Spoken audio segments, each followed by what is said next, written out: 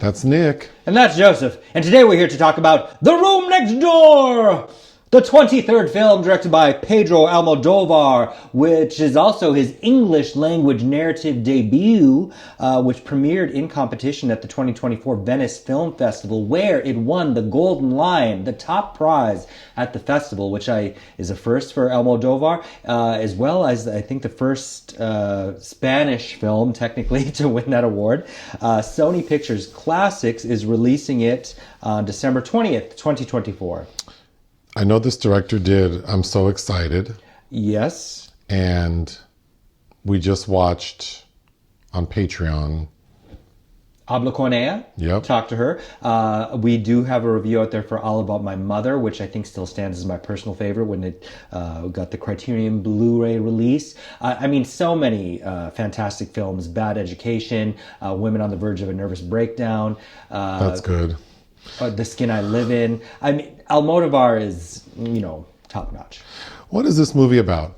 Ingrid and Martha were close friends in their youth. When they worked together at the same magazine, after years of being out of touch, they meet again in an extreme but strangely sweet situation. What is your pull quote? As elegant and strange as any of his previous films, Almodóvar marries the aesthetics of Hitchcock and Cirque with his English language narrative debut, The Room Next Door, a sometimes odd exercise elevated significantly by Julianne Moore and Tilda Swinton. Mine. While it doesn't pack the punch I was expecting, The Room Next Door does deliver magnificent performances from Moore and Swinton. I did enjoy this film. I did quite a bit. It's based on a publication by Sigrid Nunez called What Are You Going Through, which is a very Joyce Carol Oatesy sounding title.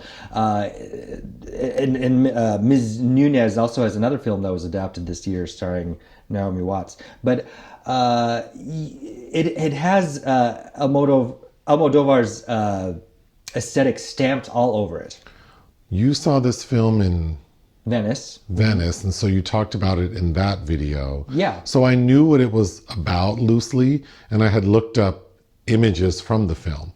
I was expecting a chamber piece about two women discussing the one's decision to end their life, which is what the story's about. Mm-hmm. But this is a little more, I don't know the word I want to use. It kind of feels loose. It is a bit loose. I think it's funny that he's receiving one of the largest awards of his life for an English language debut. Notably, he did previously direct a short film, The Human Voice, which is one of many adaptations of the Jean Cocteau play starring Tilda Swinton in English. But this is his first feature length in the English language. But and I think that adds to what, even seeing it twice, I think there is some clunkiness that I just can't get past with at the beginning and the very end, but otherwise I do like it. The story is that Tilda Swinton and Julianne Moore were friends back in the day. They worked at Paper Magazine, but they haven't spoken in years. And not for any reason except they both got busy. Julianne's character moved to Paris, apparently. So Julianne Moore's at a book signing. At Rizzoli in New York, yeah. When an old friend says, "Hey girl, did you know Tilda's sick with cancer? She's actually at a hospital in town. You should go visit her." So the next scene is Julianne Moore visiting Tilda Swinton, and they reconnect, and they pick up where they left off. When one day, and this is after, so Tilda is going through treatment, but then she's told that the treatment didn't take and that her cancer, I believe she has cervical cancer, has metastasized. And she had already said that when she first found out, she didn't even want treatment, but then decided to. But now that it didn't work, she doesn't want to do it again. She's basically saying she wants to die with dignity. And to do so, she needs some help. And specifically, she says she wants a friend with her in the room next door when she decides to take her own life. How is she going to do that? She purchased something off of the dark web, probably like cyanide or something, but like a cyanide capsule. So Julianne Moore goes back and forth on whether or not to help her friend. And it's important to know that while Tilda Swinton, she was a war correspondent. That was her profession. Julianne Moore went on to be a successful writer. in kind of an auto-fiction sort of way, which I think is important. And her most recent release is a hit, and the book is about basically how she's terrified of death. So is it called Sudden Death? I don't recall, but the irony in that now she's being asked to basically assist someone in dying is a big decision. Really, it would be, I think, for most people. But Julianne agrees. So Tilda rents this house like 2 hours outside of the city. They're in New York. Near Woodstock. And they're in this like luxury Airbnb. And the second half of the movie is Julianne waiting around to see when her friend decides to kick the bucket. And Tilda tells her that you'll know when I've done it because I'll sleep with the door open. And it's a red door. But if you come upstairs and check on me, so technically, because there is a room next door, but Julianne doesn't like that room. It's too small, so she sleeps downstairs. So in the morning, she walks up to see if the door is open or closed.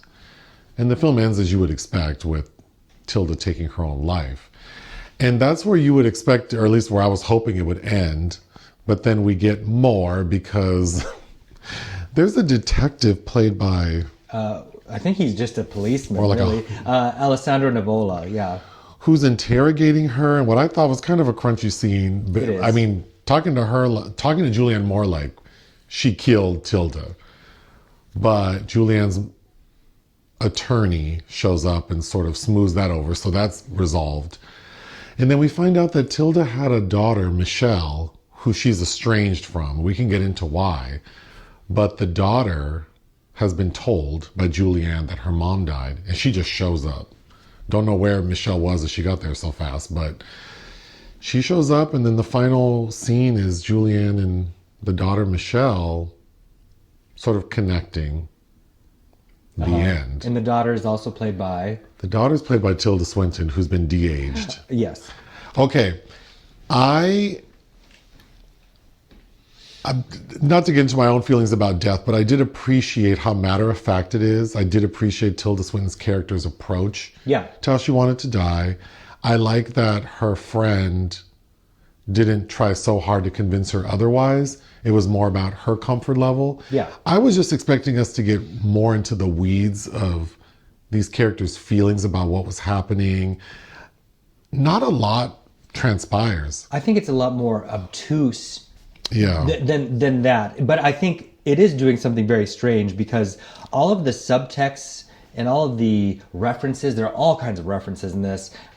Movies, books. Including a big one being James Joyce's The Dead, including the film version directed by John Huston, which was notably his last film, is the reality of what's reality and what's fiction, and kind of how there's a gray zone between those two things, and what's the real version, what's the copy of it. Because there's that Edward Hopper painting that we see in the Airbnb. Is that a copy? Is it not? And I think that's why Almodóvar just can't help himself with having Tilda play the two characters, because I don't believe that the daughter is in the book. I haven't read the book by Nunez, but I don't think that either women have the same name. But only because I'd written this in a previous publication on a piece on this film, was the revolving door between truth and fiction really only ends with death.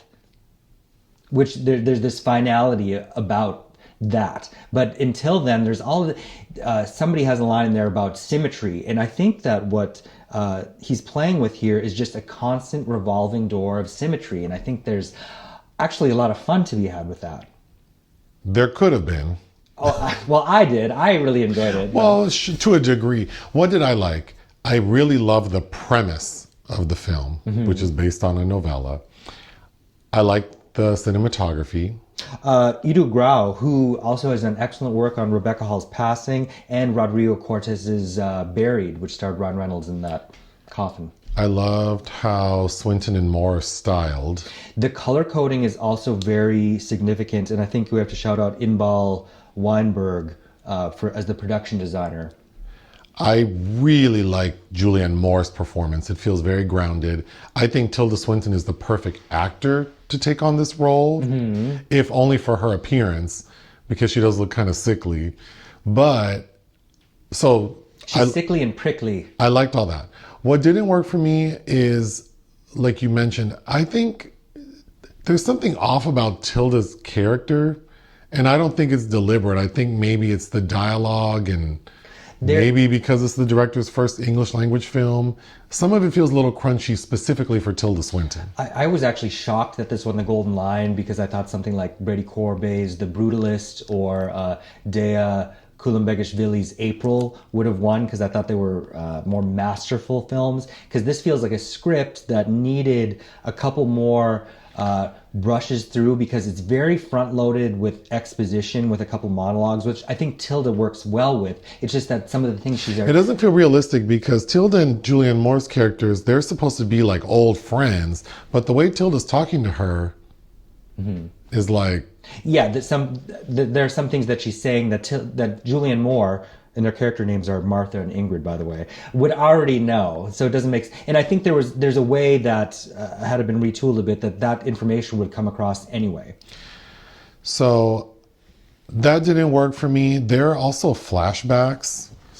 They're all for Tilda Swinton's character. Like her... Because she talks about how like she never... Like you mentioned, Julianne writes sort of fictionalized historical pieces, while Tilda writes, she's a war correspondent, so everything she writes has to be very factual. But she tells a story about how one time she did sort of make up something but didn't publish it. And it's a story, like I think she was in the Iraq. She's in Baghdad. Or in Baghdad, and I don't know, that entire scene felt a little odd because they have her like, well, that would have been, like 20 years ago, looking kind of crazy, driving around with this man, and then they meet this guy who this man had like a Carmelite. I thought that was kind of awkward. Then we get flashbacks to as Tilda's character is explaining her relationship with her daughter. And the reason that she and her daughter are estranged is because the daughter never met her father. And Tilda didn't know how to talk to her daughter about the father. What's the story with the dad? The dad's name is Fred. Fred was in Vietnam, came back with PTSD.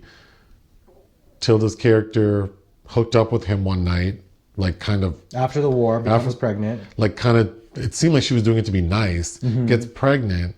But then when she goes to tell Fred she's pregnant, Fred's like, oh, well, I got a job on the West Coast and I'm leaving. And she goes, well, that's fine. My parents will help me. And then later she explains, like, to Julianne that she did that because she knew that he had come back from the war broken and he didn't need this extra pressure. And while I thought that the story of the father of her child was kind of touching, the way it plays out with the actor who's playing the younger version, I thought it was kind of corny. And then we see a flashback of Fred and a very extravagant death that he underwent. But there are creepy details in that I think work really well. It's just that... So then Tilda's telling Julianne about how the dad died and how she explained it to her daughter, which is that because of his mental health issues, he and his new wife, Fred and his new wife, were driving down the road one day and saw a house on fire. And I guess Fred went back into war mode and made his wife stop the car. He gets out of the car and runs into this burning house because he says he hears people screaming, even though the wife doesn't hear anyone screaming. And of course he dies in the fire. And I thought that it was creepy that he got out, but then we see the wife talking to the firefighters and she stumbles really awkwardly chasing after Fred, and it's like it's just not, it's like it was everything. There's just certain things about the production that feel a little bit too rushed, but where it settles into when Moore and Swinton get to that Airbnb is when the colors really even out. Well, but to go back, because you said a creepy moment was, we find out that after Tilda told her daughter the story of her dad dying, Fred, the daughter wrote the widow, ostensibly her stepmother, a letter saying that my dad ran into that burning house because he heard me. I'm the girl that was in the house. I'm the girl who was in the house. And it's just like, yeah, there are creepy moments, but then I feel like they're canceled out by kind of, again, like maybe in the other films I remember of his, some of it feels kind of camp and fun, but I don't know that translates in this one. It just feels kind of corny. Well, the score has also kind of got that Hitchcockian vibe of which I like. Yeah, I like that because there's this sense of discomfort going on underneath it, and all these like weird references that are representing weird junctures. Because the scene where Swinton physically asks her, like, I bought a euthanasia pill, I want you to do it, is right before they're supposed to see Roberto Rossellini's journey to Italy. But I was really weird. But I was talking about things I didn't like. There's also this other character who Tilda and Julianne both had romantic relationships with. Damian, played by John Turturro. And I just thought he seemed really out of place. It feels like there are a lot of ideas that Almodóvar has inserted upon, I think, the text. And one of them is Turturro, who's this lecturer that thinks that neoliberalism and the far right are going to, these extreme behaviors and thoughts and ideals are going to ruin the world. And then inserted in there are several instances where people aren't able to suss out the gray areas of humanity, such as the situation at hand. Well, and then it seems like his sole job is to go around giving lectures on climate change. He's very aggro about it. He has strong opinions about what Julianne's doing, but he does help her, like, as a genuine friend. But then what didn't work for me as well is he keeps talking about how important sex is to him, and he wants to have sex with Julianne, like he's flirting with her, but she's clear that she doesn't want to do it. Died between them. And I didn't quite understand what the purpose of that was. Because I think that's all about the symmetry that's going on, because Julianne's next project is about Dora Carrington, who's in love with, I forget his name, Leonard Strachey from the Bloomsbury Group, who's also involved with Virginia Woolf. He was gay, so Dora Carrington married the straight man that he was fascinated with. So it's this revolving door of, like, everybody's attracted to somebody that doesn't want to sleep with them, which is also with kind of the triangle going on between them. Right. But I think I don't know, these themes just feel very superficial to me. Like, we could have gotten rid of a lot of that and really got into the relationship between these two women. And, like, because at first I'm thinking, oh, they haven't known each other they haven't interacted in a long time. And Julianne even asks Tilda, you have better friends than me. Why don't you ask them? And Tilda says, I did. And they all said no.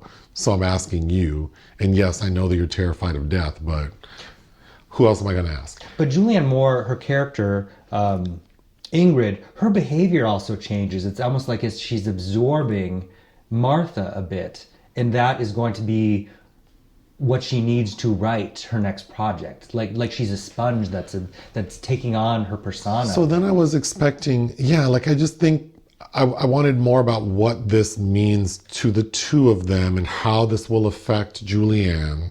Because in the end, she does, right before Tilda dies, like the day before, she and Julianne are out, like, sitting in the woods. And Tilda tells her, just so you know, I changed my will, so you and my daughter are going to get everything I own. And then Julianne goes, I don't want to talk about it, but when I was in your house, I saw your old war journals. Do you mind if I read them? No, girl, you can read them. Do you mind if I tell your story? Like, write a book about you? And she's like, I don't care. I'll be dead. I won't know. She goes, do what you want. I won't be here. Yeah. So then it just, I almost wish, like, that moment would have happened midway. And so then we see a switch in Julianne Moore's behavior. Like, now, something that she feared so much, this idea of death, is actually going to benefit her. Well, not in a selfish way, but, like, she can use this as a way to be strong, overcome a fear, but also honor her friend's wishes, and then ultimately honor her friend with, I'm assuming, what would be a very nice book about her. But in the end, when the film ended, it was just Julianne sitting next to Michelle, Tilda's daughter, played by Tilda, and the daughter looks just like the mother, and she's sitting in the chair the same way her mother used to, which is funny because the way Julianne's describing it is like, your mother always did this. But she only stayed in that house for like a week. So, but I thought while that was kind of touching, it just felt like the film just ended like, oh, okay. No, but I think it sets it up like it's just a lot more subtle because they're watching. Whoever had this Airbnb, which I saw after The Brutalist, and it felt like, oh, like that, like, this is brutalist architecture, has a very impressive DVD collection because they're watching, which I think is notable that we see them put the Blu-ray in of Letter from an Unknown Woman, the Max Ophuls film, because that's kind of what they become. There's this sense of unknown, and then that the extra metatextualness of this widow sending Tilda the letter about her daughter. It's like all of these like women that are kind of known but unknown to each other, but by the end it changes. And I think that we see Tilda directly quote James Joyce twice about the falling snow, like direct quotes. Once in the hospital, then when we're watching the scene from the film version, and then in the end, Julianne Moore, Tilda's now dead and she's taking over her and has twisted the words for her own hybrid, her own alchemy of what that is, only to end on the very last sentiment, which is the snow drifting over the living and the dead, which I think is really interesting. Mm-hmm. A few other things. So Tilda, this euthanasia pill she ordered, it's off the dark web. And then we find out that actually a friend of hers got it for her. And I think I was kind of disappointed that we don't examine just even for a moment, like, what if this pill doesn't work? Like, I was really shocked that Julianne never asked her friend. How do you know? Like, bitch, what if this pill doesn't work? And like, or what if it's just like Pepsid AC, or what if it's not strong enough to kill you? Like, what am I supposed to do? They never have that conversation. So much is dependent upon it. And funnily enough, when they get to the Airbnb, Tilda has forgotten it and they have to drive 2 hours back to the city to get it. Which I did think was a cute moment. Yeah. Well, the most powerful moment of that scene when they have to drive back to the city to find the pill. First of all, Tilda's saying because of the chemo, her memory's affected. So she doesn't recall where she left it. But as soon as Tilda walked back into her apartment, she goes, oh, I never thought I'd be back here. And that sent chills down my spine. And I kind of was hoping for more moments like that, because I'm very morbid and talk about death a lot. And I can sense that it bothers people. And not that I enjoy that, but like, I mean, maybe I do in the sense that it's like, wake up. Like, people have feelings that are different from yours. And I kind of like moments like that when Tilda's character is being a little more realistic about the fact that she's going to die. She's going to die whether she takes this pill tomorrow or in 3 months when her body is overcome with the cancer. Okay, another sweet moment is, you know, Julianne's stuck in this house with her dying friend, and you can tell she's getting a little antsy because at one point she goes, well, I need to go to the store and get some things, and I thought there was a gym nearby. And Tilda gives her blessing, like, girl, go on and do whatever you need to do. So Julianne goes to this fancy gym and they tell her, well, you can't work out here if you're not a member unless you get a trainer. So she gets this trainer, Jonah, the most attractive man in the area. And they have a really sweet moment because she kind of gets emotional and shares that she's living with a dying friend. And then they have a discussion about how Jonah would like to hug her, but he can't because of the new policies. And then Tilda says something about how the world is... Julianne. What did I say? Tilda. Julianne. Ingrid, technically. Julianne tells him, like, you know, basically, like, I appreciate the sentiment, and isn't it sad that the world's become so, like, cold and... But I feel hugged. And then they talk about how sometimes touch is so important, and... Yeah, so people have the right posture, just like... You know, everything is context, and there are gray areas that need to be sussed out, and so I think Almodóvar is trying to show that with all of these extraneous tidbits that kind of feel like outliners. They don't feel well blended. One moment I was expecting that it does deliver is I was certain there was going to be a false alarm, and there is. One morning, Julianne wakes up to go check on Tilda, and the door is closed. And of course, she's like overcome. She starts vomiting. She's outside crying. And then you see Tilda walk down like, what's wrong? And Juliette's like, bitch, I thought you were dead. Oh, sorry. She's like, well, think of that as a rehearsal. Like, well, she goes, I left the window open, so I think maybe the wind knocked the door closed. But this is great. It's like a rehearsal. Now you know how you're going to feel and what to do. And then she tries to tell her, like, okay, so don't forget. Don't tell the police you knew anything. And Julianne's like, don't talk to me right now. That moment was... I thought one of the better moments. Lastly, a line that Julianne says when she's talking to Damian, John Turturro, is because he's kind of criticizing, because he says that he hasn't talked to his son in a while because he reprimanded his son for having a third child. Like with the state of the world, it's so reckless to have more children and not try to fix it to make the world better for your children. And then Julianne says, you can't tell him that. Like, who are you to say that? And then she says something to the effect of, like, how important it is to find joy within tragedy. Like it's possible. I'm doing it. Like, even though I know my friend's gonna die, I still savor every moment with her. And again, like, I thought that was a powerful moment, and I kind of was expecting the film to be more about those sorts of exchanges and conversations between the two ladies. But really, obtuse would be a good word. Well, it's just kind of matter of fact. It's like that. That's what I like about it too. It's like, when you think about something like Beaches, right, with Bette Midler and Barbara Hershey, it's like this enduring friendship. Is like sometimes those aren't the people that you need in a situation like this. No, but so I do like the approach. I want my pull quote about not having the punch, packing the punch. I was expecting to feel a lot more emotional. Mm-hmm.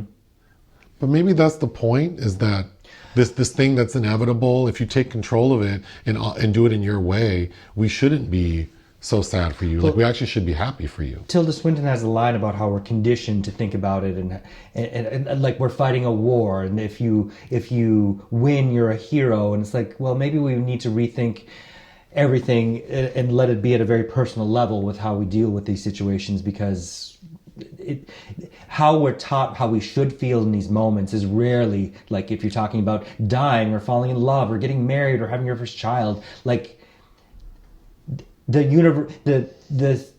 are universal experiences, but we each have our own very personal ways of existing within those experiences. What would you give The Room Next Door? 3.5. Even though it sounds like I'm complaining, I did think it was very good. I would give it 3.5 out of 5. Join us on Patreon and listen to our podcast. Bye.